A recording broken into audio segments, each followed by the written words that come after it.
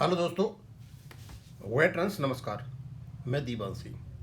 मैं आपको बड़े विश्वास के साथ ये कह सकता हूँ कि बैंक पेंशन ऑपरेशन रोकने में आईबीए और यूएफवीयू डीएफएस का ही हाथ नहीं था। इसमें 50% हाथ चंडीगढ़ हाई कोर्ट के डिफेक्टिव जजमेंट का था। इन्होंने चंडीगढ़ हाई कोर्ट ने क्लॉज 12 को अंडर कंसिडरेशन मानते हुए, अंडर निगोशिएशन मानते हुए अपडेशन को नकार दिया। क्लॉज 12 में लगभग 10 विषय थे। 10 में से 9 को माना, वो डिसाइडेड है, सेटल्ड है। केवल अपडेशन को माना, वो डिसाइडेड नहीं है। पता नहीं कैसे माना। Inconsistent judgement in the history of the judicial existence.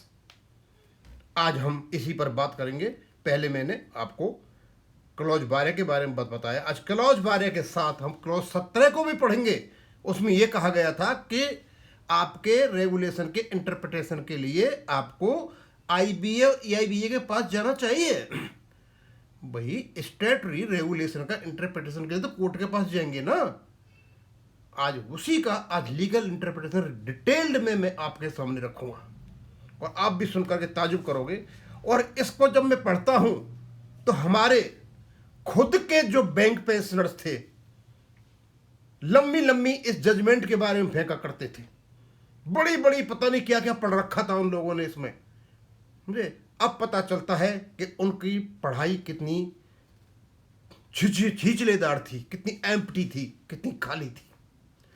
चलो चलते हैं। इश्यू है मेरा ये, whether the high court was correct in treating clause 12 as under negotiation despite its status, and second, referring disputes under clause 17 to IBA or EIBA for interpretation in 2012 and 2015 2012 और 15 में when the bank employees pension regulation 995 were already in force। जब 1995 का regulation हमारे force में था तो क्या उस समय ये आपका रेगुलेशन उसमें था 17 ये कहता था कि आप इंटरप्रिटेशन के लिए आप आईबी और ईआईबी के पास जाइए, जब आपका 1995 का रेगुलेशन इन फोर्स था। अब इसका जवाब, स्टैट्यूटरी करेक्टर ऑफ बीपीआर 995 1995 के रेगुलेशन का वैधानिक चरित्र क्या है। BPR 995 are statutory regulations framed under enabling provisions of banking laws and notified by the central government. Once notified, they acquire force of law, subordinate legislation. एक चीज, they are binding on banks and employees alike. Their interpretation falls within the exclusive domain of the constitutional courts. इन्होंने जो ये कहा कि आप वहां जाइए, ये गलत कहा। इसका इंटरप्रिटेशन केवल और केवल कॉन्स्टिट्यूशनल कोर्ट के सामने ही आता है और कहीं नहीं आता। ये था। उसके बाद चलते हैं हम आगे। फिर क्या कहता है ये, फिर कहता है अब इसका settlements like the 993 pension settlement may form the foundation, but once regulations are formed, the settlement merges into the statutory regime to the extent of inconsistency। मतलब जैसे ही आपका एग्रीमेंट जो है सेटलमेंट हो जाता है, फाउंडेशन हो सकता है, लेकिन जैसे ही इसमें स्टैट्यूटरी रेजिम में आता है तो ये पूरा का पूरा उसमें चला जाता है स्टैट्यूटरी रेजिम में। रोल ऑफ आईबीए, अब इस कंडीशन में आईबीए और ईआईबी का रोल क्या होगा, क्या वो इंटरप्रेट करने के लायक रह जाएंगे इसको रेगुलेशन को। IBA Indian Bank Association is an industry body, not a statutory और regulatory body. EIBA is a trade union. The role is limited to collective bargaining, negotiation and settlement under the industrial dispute framework. केवल 3 काम हैं इन दोनों के।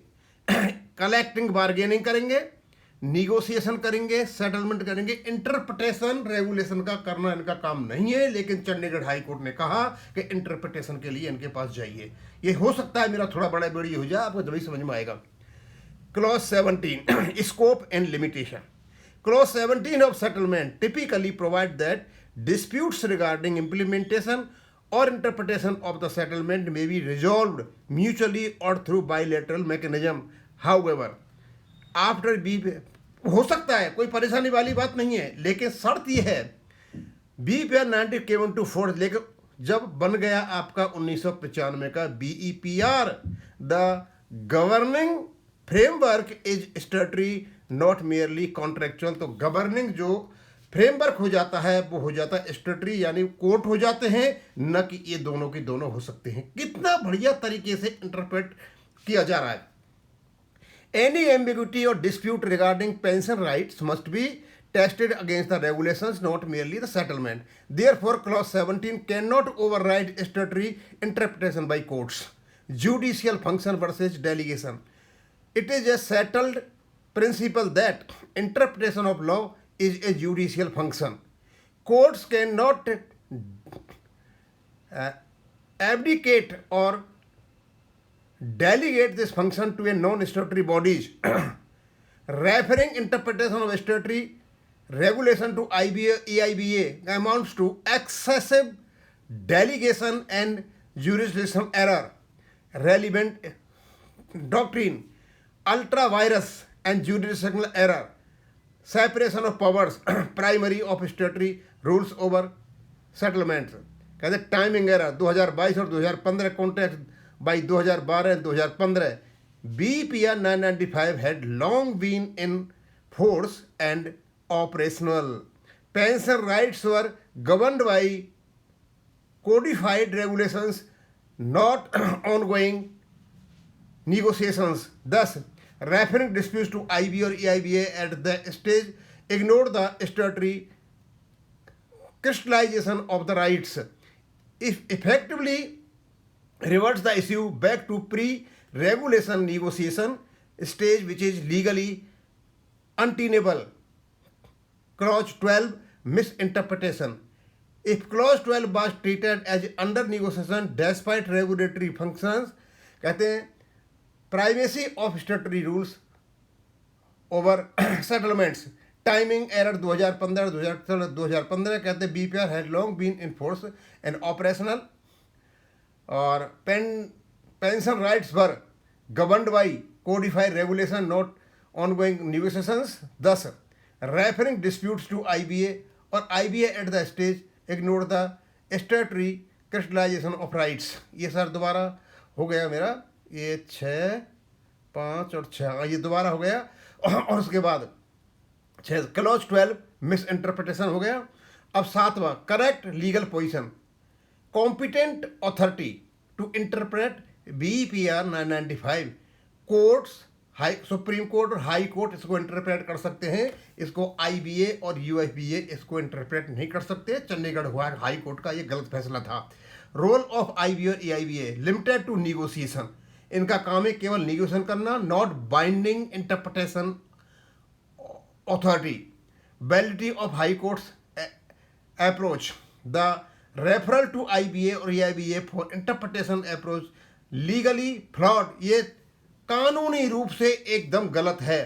And ignores the statutory nature of BPR 995, delegate judicial function impropriety और misapplies clause 17 beyond its four. यानी जैसे ही Chandigarh high court ने ये कहा कि इसके कोई भी मिस्टेक होती है, डिस्प्यूट होता है, तो इंटरप्रिटेशन के लिए आप कहाँ जाएंगे? IBA EIBA के पास। जब आपका रेगुलेशन 1995 में आ गया, उसके बाद सारा का सारा इंटरप्रिटेशन केवल और केवल कोर्ट कर सकते हैं, हाई कोर्ट और सुप्रीम कोर्ट, स्टैट्यूटरी बॉडीज। और ये नोटिफाइड हो चुका था, इससे लोग पेंशन ले रहे थे 2015 में। कोर्ट का ये कहना 2012 और 15 में कि IBA और उसके पास जाइए, टोटली फ्लॉड था, लीगली फ्लॉड। इससे डिफेक्टिव जजमेंट मैंने तो जुडिशियल हिस्ट्री में कोई देखा नहीं। मुझे लगता है ये जो मैं चीजें डाल रहा हूं, कुछ जो प्रबुद्ध किस्म के लोग हैं, इंटेलेक्चुअल्स हैं, खास करके लॉ के जानकार, जिनके हाथ ये पड़ेगा, वो ये देखेंगे कि वास्तव में ऐसा हुआ है क्या। एक रेगुलेशन बनने के बाद, एक लेजिस्लेशन बनने के बाद, सबऑर्डिनेट लेजिस्लेशन बनने के बाद, गवर्नमेंट का नोटिफाइड हो जाने के बाद, यदि कोर्ट यह कहता है कि आप इंटरप्रिटेशन के लिए नॉन स्टैट्यूटरी बॉडी के पास जाइए, तो सीधा सीधा अर्थ यह निकलता है कि कोर्ट मेलाफाइड इंटेंशन रखता था बैंक एम्प्लॉइज के प्रति।